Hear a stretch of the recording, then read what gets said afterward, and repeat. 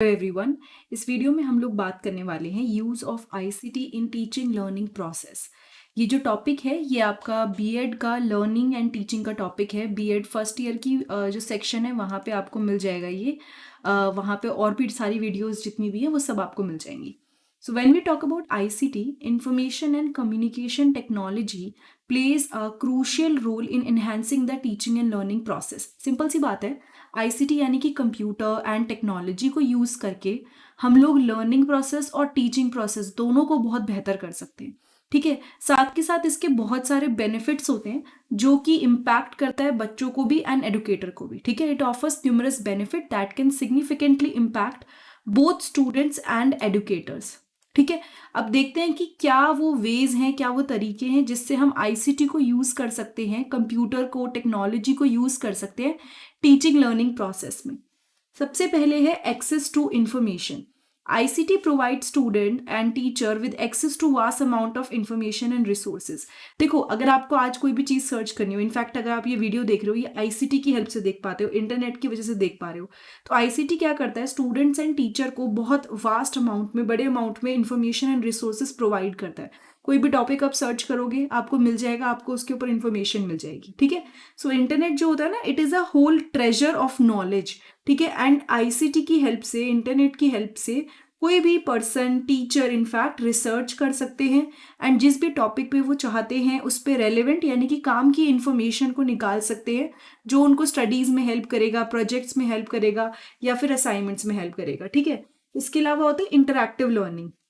ICT tools such as multimedia, presentation, educational software and simulations make learning more engaging and interactive. अभी क्या होता है ना, अभी थोड़ा सा फोकस हो चुका है एक्टिव लर्निंग पर, जिसमें हम चाहते हैं कि बच्चे इंटरेस्टेड होके पढ़ें। लाइक पहले लेक्चर मेथड बहुत कॉमन था और हर कोई उसी तरीके से पढ़ता था कि टीचर पढ़ा रहे हैं, बच्चे सुन रहे हैं, बट अभी ऐसा नहीं है। आईसीटी टूल जैसे कि मल्टीमीडिया प्रेजेंटेशन हो गई, एजुकेशनल सॉफ्टवेयर हो गए, या सिमुलेशन, मतलब आपको एकदम रियल लाइफ सिनेरियो बना देंगे, तो वो ना काफ़ी एंगेजिंग हो चुके हैं एंड इंटरैक्टिव हो चुके हैं। ठीक है, visual aids, videos and interactive exercises can help student grasp complex concept and retain information more effectively.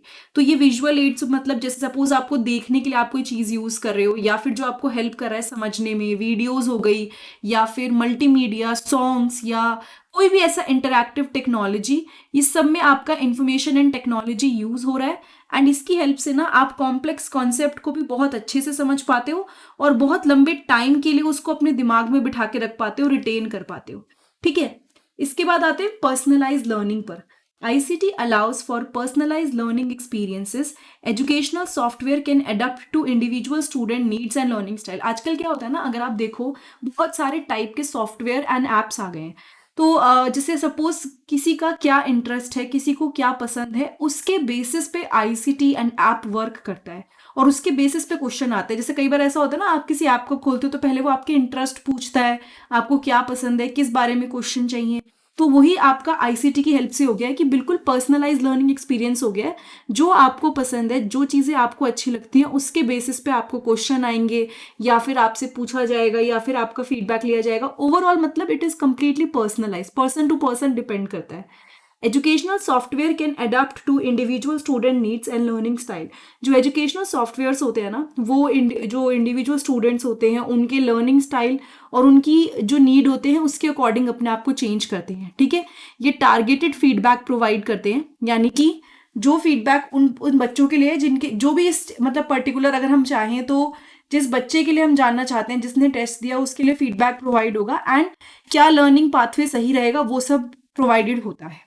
ठीक है, ऑनलाइन कोलैबोरेशन। आईसीटी की हेल्प से ना आजकल क्या हो गया, स्टूडेंट्स एंड टीचर वो लोग कोलैबोरेट कर सकते हैं ऑनलाइन। ठीक है, regardless of their physical location. Like कोई ऐसा नहीं है कि जैसे कोरोना में था, कोरोना में आप घर बैठे बैठे पढ़ रहे थे एंड टीचर घर बैठे बैठे पढ़ा रहे थे। क्यों?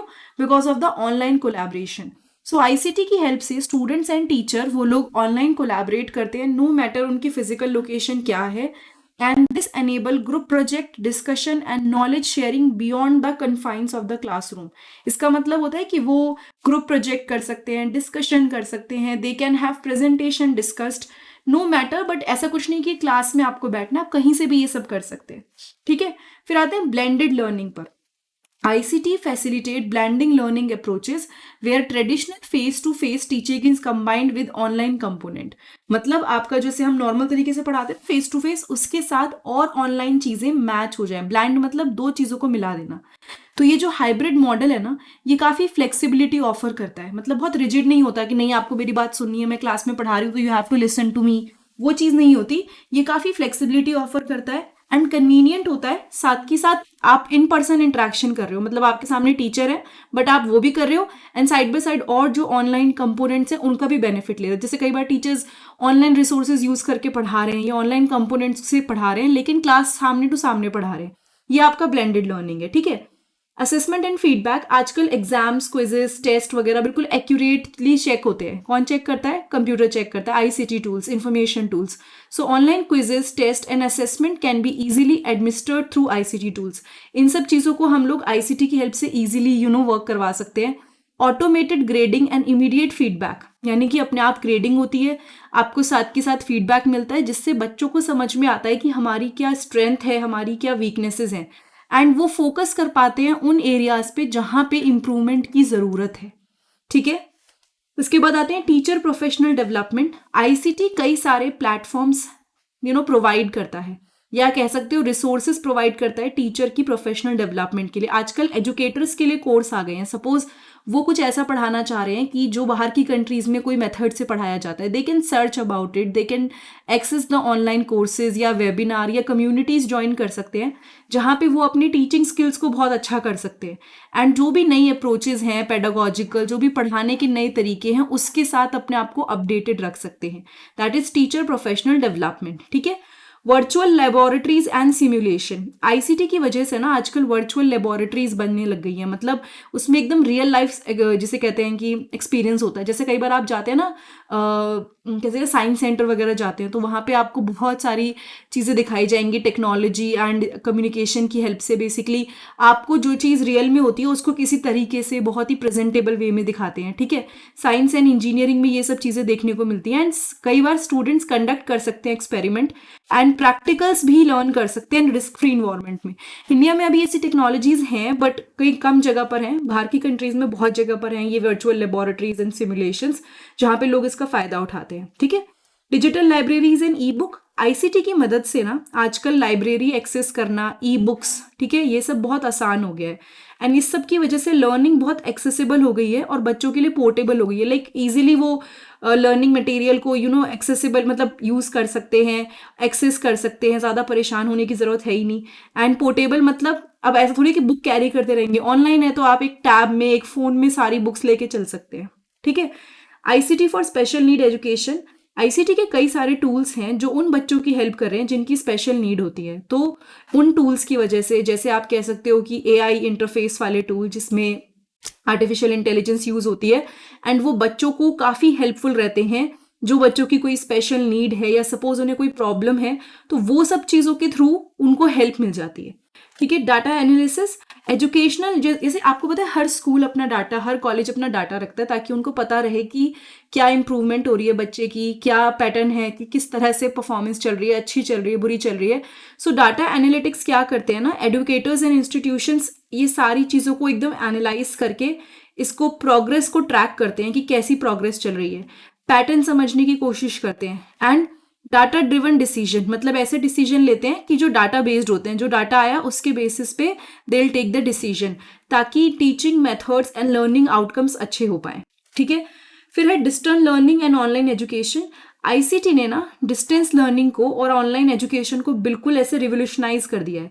मतलब कि पहले ये चीज़ें होती थी बट अब ऐसा हो गया है कि अब हर कोई अपने घर पे बैठे बैठे अच्छे अच्छे कोर्स सीख सकता है, स्किल बेस्ड कोर्स सीख सकता है, वो कोर्सेज और डिग्रीज मतलब ले सकता है. ऐसा नहीं है कि डिस्टेंस का मतलब हो गया कि बस बुक आ जाएगी और पढ़ना है. नहीं, आजकल लेक्चर ले पाते हैं लोग. इनफैक्ट बाहर की कंट्रीज में जो टीचर्स पढ़ा रहे हैं उनके लेक्चर ले पाते हैं. So students can now pursue courses and degrees from institution world wide without physically attend in classes. मतलब फिजिकली उन्हें क्लासेस अटेंड करने की ज़रूरत नहीं है.